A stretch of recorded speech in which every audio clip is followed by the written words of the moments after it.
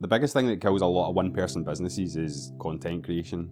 And it's because the way that people, gurus, like to talk about content creation. They make it that difficult for the average person to jump on and start creating content, which is what holds a lot of people back. Now, if you're there sitting thinking, Jay, you've got less than 100 subscribers, pipe down. Well, I've also got 15 years of marketing sales, and I've created content throughout that time for many brands as part of a team. I've also built a YouTube channel up to 10,000 subscribers. You can go and check out that other video where I talked about it. I'm not going to get into it for this one, but I know what I'm talking about when it comes to content creation, and I know that a lot of people overcomplicate it. The biggest thing is showing up. It's not all the other stuff that all the gurus go on about, it's being able to show up over a lengthy period of time. I know for me personally, trying to show up every single week is difficult. And it's not so much difficult that I've got quite a good process. I've made it as simple as possible, but it's difficult because, and it's not just content creation, I've struggled with my weight pretty much all my life, and it's showing up for myself there as well. And the thing is, if you can't show up for yourself or follow through on things that you say you're going to follow through for yourself, when it comes to content creation where you're creating content for somebody else, you're going to find it even harder to show up for them. The biggest thing is being able to show up for yourself and follow through on the things you're going to say. And the more you start doing that, you build a muscle. Now, like I said, some weeks when it comes to my diet, I can be really good. And I'm getting better at following that through. And my weight is kind of maintaining where it is. It's not really going up, but it's coming down just a little slower than I would probably have liked. But I need to keep it at a level which I can consistently follow through, so that it becomes more of a lifestyle than I'm actually in a season of my life right now where I'm losing weight. And it's the same thing to make content creation easier. You don't want to be in that season of your life right now where you are creating content, because what happens when that season ends? You need to get it into a habit that is just part of your lifestyle. And that's how you show up consistently for yourself, and you show up consistently. And I can assure you, as you start to show up consistently for yourself, this will spill out into other parts of your life and you'll start to do other things more consistently. The thing is, when you start to show up consistently, this will say something to your audience as well. Because it says, look, I'm here every single week creating content for you, come hell or high water, I'm there. It builds that trust with your audience. And if your goal is to sell them something or to get ad revenue, you need to have that trust with your audience. And I would much rather focus on getting trust with my subscribers, the people that are coming back and watching my videos, than trying to attract new subscribers all the time. Yes, I want new people, and if you are new, hello. But if you're not new and you're a loyal subscriber, I cherish that so much. These people are people that are dedicating time to watch my videos, and I want to show up for you. Another thing that holds people back from showing up is that their why they're doing this is just not strong enough. When it comes to motivation, because a lot of people say, oh, we're going to hang around until we feel motivated, or we're going to start when we've got that drive. And the thing is, the drive isn't coming. Because as long as you're waiting, you're getting good at waiting. When you start doing and creating content, that's when you start getting good at that and showing up consistently. Like we said, it's more about building that habit than waiting for that drive, because it's not coming. To actually start doing, you need to have a strong enough why.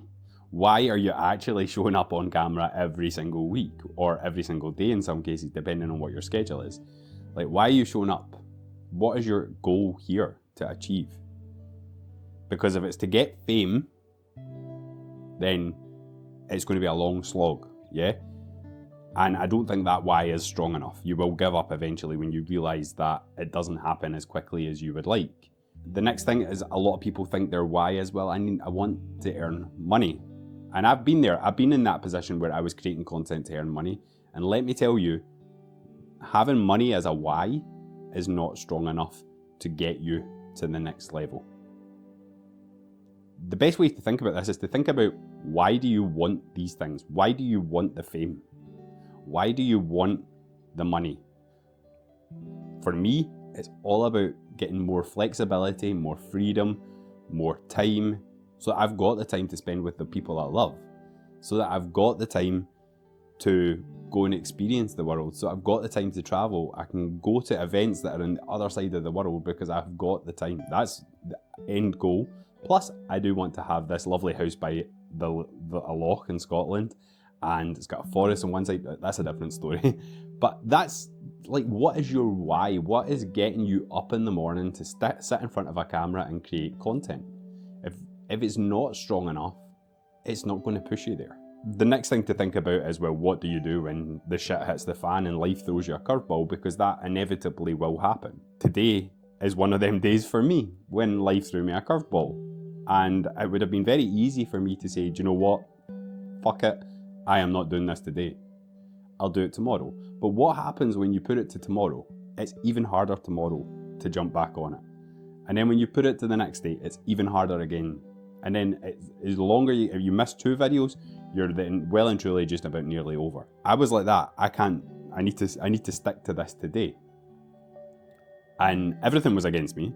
Now, just a bit of context here. I had recorded 3 videos last week, one for this week. And during editing them, I just couldn't feel it. I was like, this is not good for me. It's not good for my audience. I just don't feel it. So I deleted all 3 of them. And we're now on the day that this video has got to go live. And I'm hoping that this video is good enough. I've got one chance here. And then to make it more difficult, we're in autumn. So I don't have the light that I would like. And I'm shooting in the living room for the first time ever. So I had to think, right, okay, how do I do that? Usually I would film in the kitchen and edit through here, but this is where the light is at this time of the day, because later on in the day I have got stuff to do, so I didn't have the time to film later on. I have to have this done by 12 o'clock today. We're now at 9 o'clock. Let's hope have you seen this video? I got there. But yeah, what are you going to do when you've got that curveball that life sends you? Because eventually, even if you stay consistent for 3 weeks, 2 weeks, 4 weeks, a year, that life curveball can come in. And is that where you do just go fuck it? Or are you going to actually get back on it and be like, no, I think I can come up with a system that makes it possible? And that's what I've had to do today. I was like, no, I'm not going to give up on my goals because something's happened. I want this video out today and I will do it through hell or high water. And sometimes when I'm doing these kind of videos where it is like, I'm just talking to a camera, very candid, I'm not really thinking about it, they're the best videos for me, yeah? I enjoy them more, I get through them better. Maybe the curveballs are thrown to show me what I actually like here. But have that plan, make it, and it comes down to making it simple. So I'm going to give you some tips before we finish on how to make content creation as simple as possible. First things first, you don't need to research content topics that are got hundreds of thousands in views and stuff like that. You just need to create content that will resonate with your audience, yeah? And to make it even simpler, I'm not saying you shouldn't do that research, because that research, you should have some posts that do reach the search algorithm, that do help make it easier for people to find. But posts like this, where it's more a conversation, it's more me documenting my life, you can literally hit the camera up and start talking. I have got, maybe 8 bullet points for this video that I want to cover, just because I know I'm very, very bad at going off on a tangent when I'm on that. So I've got 8 bullet points to get me through this video. That's what you need to think about. How can you make this as simple as possible? Because I can guarantee you, if I went and started looking at research on why consistency is so important, if I started to go and look for stats, if I started to go and look, this video would not be done in time. Now, I know that my audience do struggle with consistency. So I know putting a video out about this is very, very fitting. And this is so personal to me, because I'm literally telling you from my head, without a script and all that stuff. I think this is so much more valuable than me having a super scripted video where I start showing up like this and I've got so much energy, and because that is not me on a daily basis. This is me on a daily basis. If you were in front of me right now, this is how I'd be showing up to you, yeah? And that's real. That's what people want. They don't want the overproduced, overhyped, all that stuff. So just document what's going on. And if you're like, well, it doesn't really fit into my niche, what I'm up to today, make it. Make it fit your niche. If you're a writer and you're trying to get writing clients, then the fact that you're having a day of going out, having a walk, and that's inspiration, is good content. But then you're like, oh, but that's not really to do with writing. Yeah, it's not really to do with writing, but it's going to help you be a better writer. It shows them your lifestyle. It shows them, it makes them create that connection with you. It shows that you're a person. It shows that you're relatable. And all that stuff is good. It's like last week I did a video on Jupiter retrograde, which is happening this week. So now that's nothing to do with business, really. But astrology is a part of my life. It's a passion of mine. And humans are multifaceted people. So I want people to watch my channel that maybe share that passion with me. And if not, they'll maybe enjoy it, they'll maybe open their mind a little bit to something new. Stop thinking about you need to box yourself into a niche and think about I am the niche. And I'll be honest with you, I have seen creators that don't have a niche. They literally just document their life. One person I follow is George Dunnett, and when he puts a new video out, it's a mixed bag of what it will be.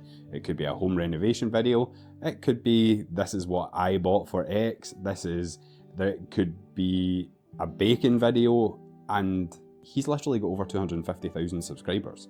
And when he blew up, there was only two kinds of videos. He was doing business, and the one that blew up was the first video we ever done tiny houses. You don't need to have that strict niche. Having a sort of basic circle of what you cover, and then just documenting your life as it happens, is sometimes just the best way to do it. Makes you more relatable, makes you more real. People can connect with you on a deeper level. The next thing to make it even easier for you to create content is to create a content library. Actually go out one day a week, one day a month, whatever is easy for you, and film B-roll, film different clips of you doing different things throughout the day. That's what I done that on Monday. I went to the beach, and I don't stay that far from the beach, so it wasn't like it was that out my way. It was just like, let's go to the beach for a few hours, get as much content as I can. Wasn't talking or anything, it was just me walking about on the beach. And that gave me some B-roll that I can use at any time. So I don't need to go looking for B-roll. I've got it all organised on my computer. That was another thing I spent doing on Monday. And then I've got all my content B-roll. Now these are good for B-roll for YouTube, but they're also good for YouTube for social media. If I wanted to put a post up on Instagram, I have a selection of B-roll that I can just grab bits, put it to music, put the text, voice over, whatever it is, and then that's me got a reel or a story or whatever it is. But having that content library can make your life easier. For YouTube, it is not going to be one of these situations where you can show up and you don't have to talk, because I feel like it depends what your niche is, or it depends what your business is. But if you can show up, like if you have to talk most of the time, but you can maybe just do a voiceover instead of having to be camera ready. So that is how we make it simple. But the other thing is commit to one platform. For me, YouTube is the platform I am committing to. It's where all my decisions come from. And it's the one that I will look at the analytics. The rest, I don't even look at the analytics. I'm not saying I put content on Instagram.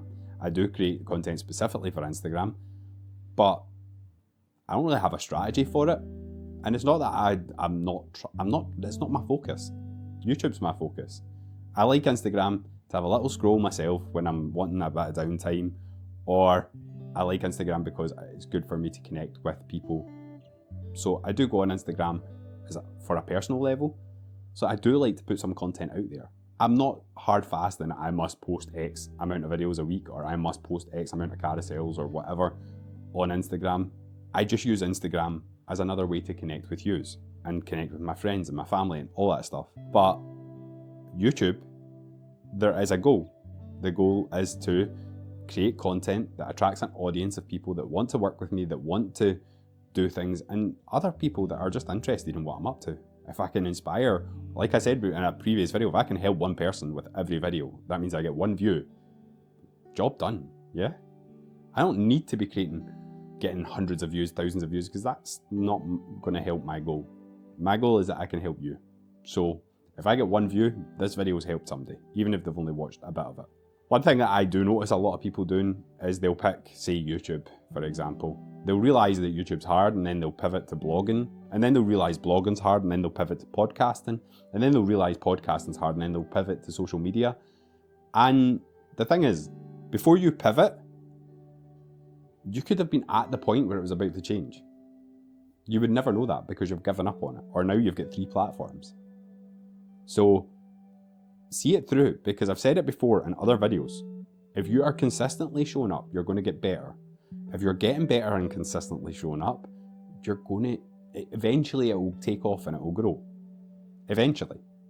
Now, I'm not going to sit here and say it happens overnight, because it absolutely doesn't. But eventually that will take off and work. And the thing is, if you've put in the reps and you've put in the hours, and you've built that mental strength, it's going to feel so much better when it does. That is basically it for this video. Show up for yourself as much as you can.